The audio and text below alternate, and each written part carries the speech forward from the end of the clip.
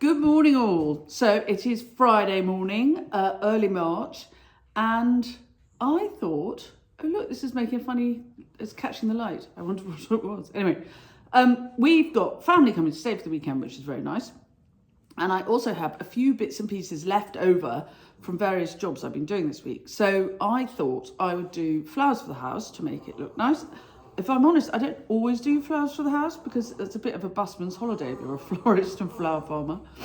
But if we've got people coming to stay, I will make an effort. So I thought I'd make some flowers for the house and give you some hot tips on making the most of the material that you've got and the spaces you're going to use to put the flowers, and why you might choose to put flowers here rather than there, as I do it.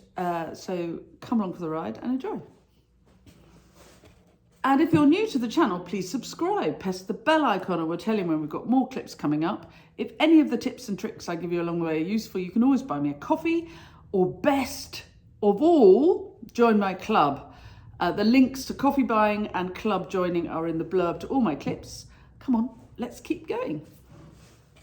So the first thing I'm going to do, I've got various little bowls of planted bulbs, which are just flowering. I did a funeral wreath earlier in the week, and it was made with living plants so that my customer, if they wanted, they could take the wreath apart later and plant the bulbs in their garden, which I think is a really nice thing to do. And when they come up every year, they'll remind them of the person they loved who had died, so I think that's a lovely thing. So I've got various little pieces here. I've got some pansies, some little daffs, some little white primulas, and some mascari. And normally I would just plant them in the garden, but because I've got my cousin coming, I thought I'd make a little indoor garden with them, and that's going to be the first thing I do.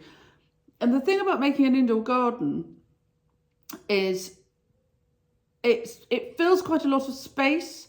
So where I'm going to put it, I'm going to put it in such a way that I can move it around quite quickly, because actually it's going to go on the table in the back hall, which looks very nice, but that is also our dining room. So when Granny comes for lunch on Sunday and we have a kind of formal, not formal, but we have nice family lunch, I can take it off the table and I'll put it somewhere else. So that's the first thing I'm going to do. So stick with me, I'll get my bits and pieces together and we'll do that. So two of the vessels I'm going to use are this set of, it's a basin and ewer, Victorian. These are really easy to, well, not really easy, but keep an eye out, because sometimes you see them in second-hand shops or brocants or, reclamation yards, because people don't really know what to do with them. The jugs are too big for everyday use and sort of get in the way. And what are you going to do with a big bowl like this? Which in the olden days, you would have, your maid would come in the morning with a jug of hot water and pour it into the bowl, and you'd wash your face and have a little strip wash. In the olden days. Anyway, I use this quite often as a planter or for floristry. A big shallow bowl is really useful for floristry. You don't have to use the whole bowl. I will put jars, I can fill little jars and fill it up, and then I get a nice kind of cushion of flowers here. But in this case, I'm going to just plant it. And of course, I'm sorry, I'll move you up so you can see what I'm doing. There we are. I'm going to plant it really, really straightforwardly, because none of these plants are going to stay in here for very long. They're only going in for the weekend. And after my cousin and her daughter have left, we'll take all of this apart and put it in the garden. We'll plant the plants. They can go in pots outside the back door or whatever. So it's a really nice way to make some sort of wow factor for the house. If you're doing any kind of lunch party, it's just a sort of little event, it's a really nice thing to do, and then you don't lose the plants afterwards. So I'm going to start. I am going to put a little bit of compost in the bottom because the bowl is deep enough and the plants are shallowly planted, cheap garden centre. And so I want them to sort of sit at the level of the top of the bowl. So I'm going to need a couple of inches of compost in the bottom just to give them something to sit on. So I'll do that. So I've put a couple of inches of compost in the bottom. This bowl has no holes at the bottom, okay? And so there's no drainage. Long term, this is not a planter, but for the weekend, it's fine. I'm not going to drill drainage into it. This would not last outside for very long. And I'm literally going to take the material I have, very simply, and plant it. Now, if you want to, you can split.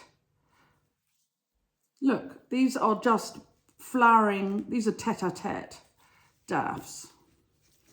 And you can just pull them apart and then plant them easily so they're not too clumpy.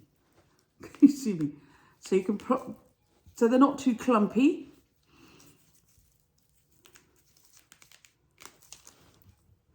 And I will water this a little bit when I've finished, but you can see they're quite dry. They're perfectly happy. They've just been sitting in the studio all week while I've been doing other work.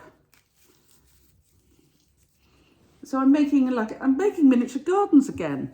It's my favourite activity. So then these little primula, if they've got a sad looking leaf, you can pull it off. You know, the idea of this is it's sort of perfect miniature garden. And you can see it's really pot bound, but it won't matter. I'm pulling the roots off underneath because it'll make it easier to plant, easier to get it out of its pot. Some people do this and they leave the plants in the pots. The problem with that is you can't get them close enough together. And because it is my habit, if ever you have a plant that's very pot bound, tease the roots out a little bit, or you can always cut them off, and just because you're encouraging them long term to root. So when I take these little people out and plant them in the garden, I will really make sure that I'm pulling those roots out, and then just tuck them in.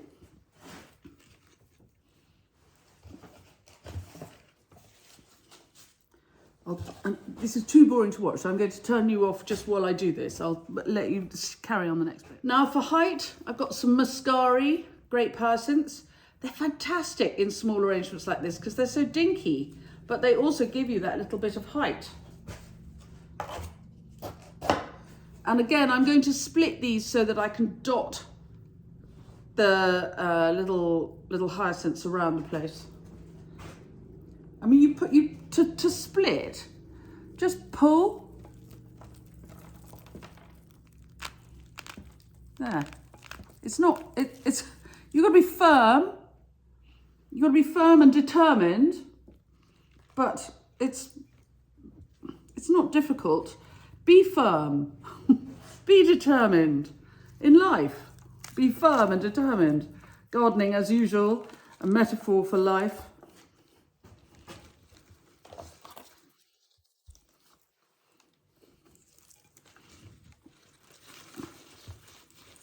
Sweet, aren't they? I will backfill them a bit because you can see how they're flopping over. I want them to stand up a bit straighter. Right, give me a minute and I'll do the others.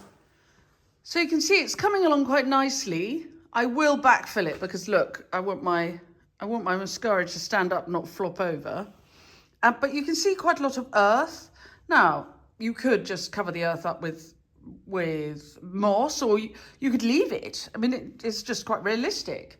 But I've got these little tiny pensée pansies, which I'm going to pop in and fill up the gaps with the pansies. So they're going to be really tightly packed. There. It's very sweet, isn't it? It's sort of dinky doos and real miniature gardening stuff. I'm just going to run round the rim of the bowl to take any spare earth off because it's it's not a garden. Because it's pretending, then, you know, it's a bit like, let's keep up the pretense. Let's let's make it perfect. You know, gardens are not perfect and they are full of mud and earth, but this is a kind of joke, isn't it? So I'm going to just run my little cloth around the top, and there we have, and there are quite a lot more little tete-a-tete narcissi to come out in the warm. And on the little white primula, there was, by the time I'd finished planting, there was a bit of earth, so I've just sort of brushed the earth off with clean fingers. I washed my hands before I did it. And there you have something very sweet. I'll show you where I'm going to put it in a minute, but I'm just going to fill up its sister piece with tulips. Little things, isn't that sweet? It's all in the detail, something to look at and sort of, I don't know, call me a weirdo. I do like this sort of thing. So I decided that next I'm going to do something for the loo, the visitor's loo. And I've got a small bowl in my hand for size, and it's got a tiny little flower frog in it from Newbery. And the flower frog isn't, I'm not going to make an Ikebana inspired piece, very standy uppy, but I'll show you why I need it. So I've made a really tiny little posy. It's 3 stems of white tulips, and I've tucked them right inside because they're going to come and grow through the process. 3 stems of these lovely little yellow narcissi, and 1 stem cut up of this Tanacetum feverfew. And I'm going to pop it in this little vase. So with its little frog in it, you can see the golden frog at the bottom. And the reason I've got the frog is, I'll see if I can film this one-handed. God, sophisticated system I have. So look, there's my little frog. And what I like, this is inspired a little bit. There's a very fancy florist in Paris. I can't remember his name. Anyway, he does smart flowers for hotels. And my friend Dana Thomas, who has a lovely podcast about sustainable green living and writes about green issues for British Vogue, and wrote a very, very good book called Fashionopolis about fast fashion, amongst other very good books. Anyway, she told me about this florist, and I have to say I really like the idea of a bunch of flowers sort of leaning out of a vase like this. But the reason you want the little tiny Ikebana frog is because obviously this is really top heavy, and without it, it risks falling out, which will flip water everywhere, make a mess, the flowers will die, whereas this just secures them a tiny bit by plugging them just to the edge of the little tiny Ikebana frog. I must say, I love that. Now, as you can see from the piece I used before and this, I'm a real sucker for a nice bit of pressed glass. And again, these are things you can find really quite easily in second-hand shops, charity shops, brocante and around the place. I love this because it's, you know, it's got bunches of grapes all the way around it. It's not valuable and it's not exciting and it's not thin. It's a good sturdy vase. It is slightly annoying as a vase. It's pretty as a thing, but it's annoying as a vase because of the width at the top and its narrow base. If you're using fat stemmed material like I am, it's spring.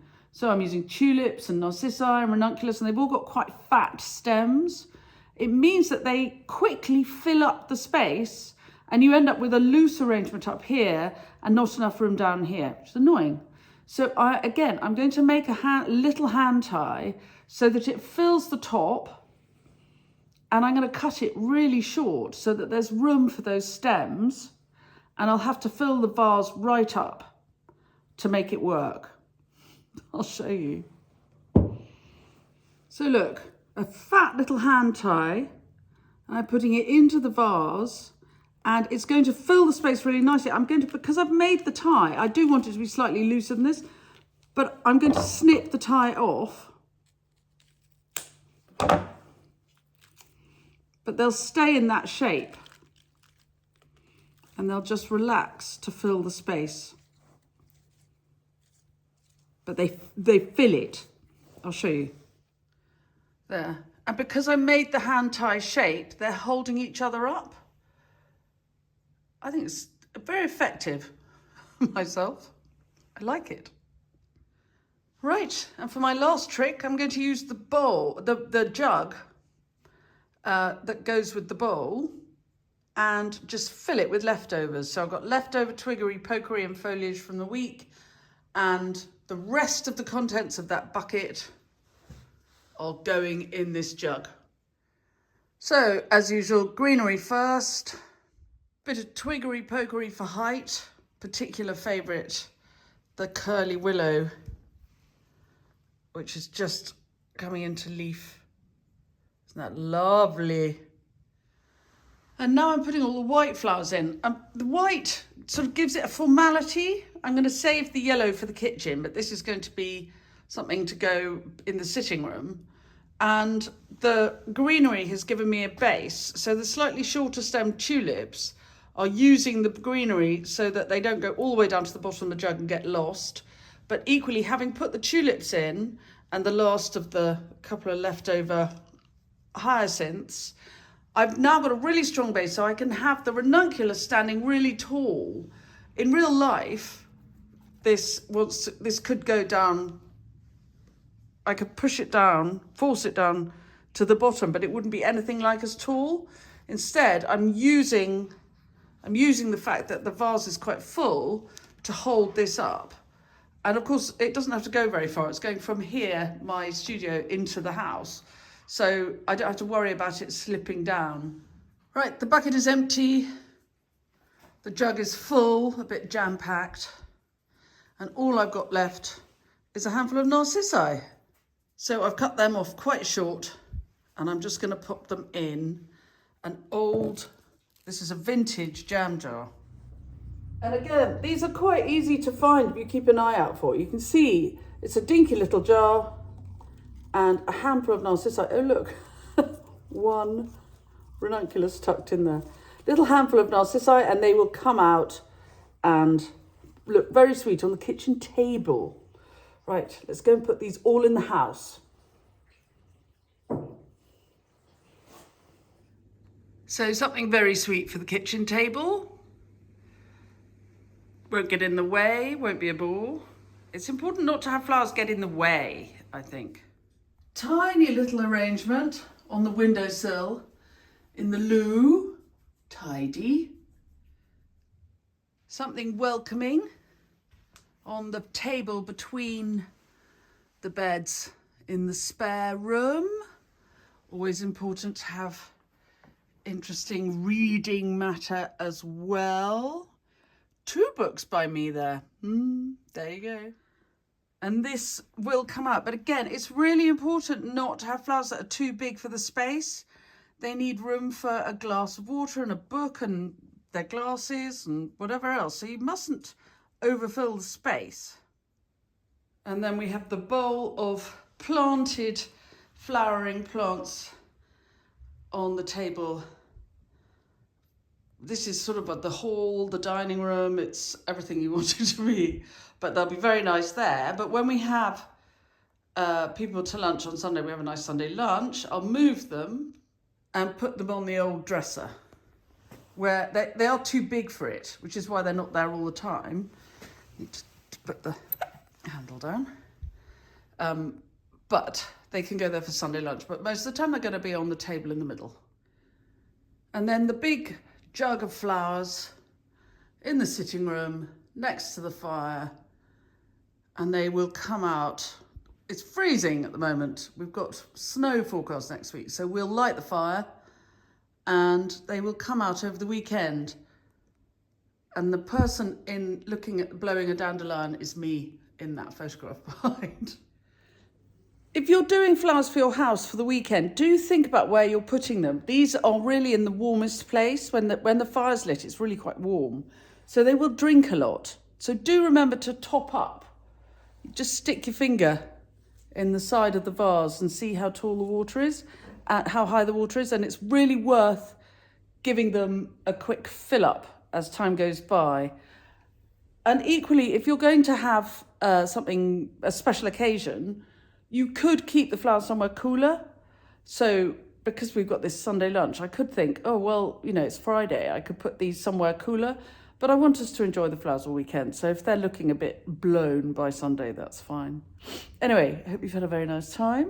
Have enjoyed this little tour of what I would do for flowers for my house for the weekend. And maybe have some fun doing the same yourself. Bye.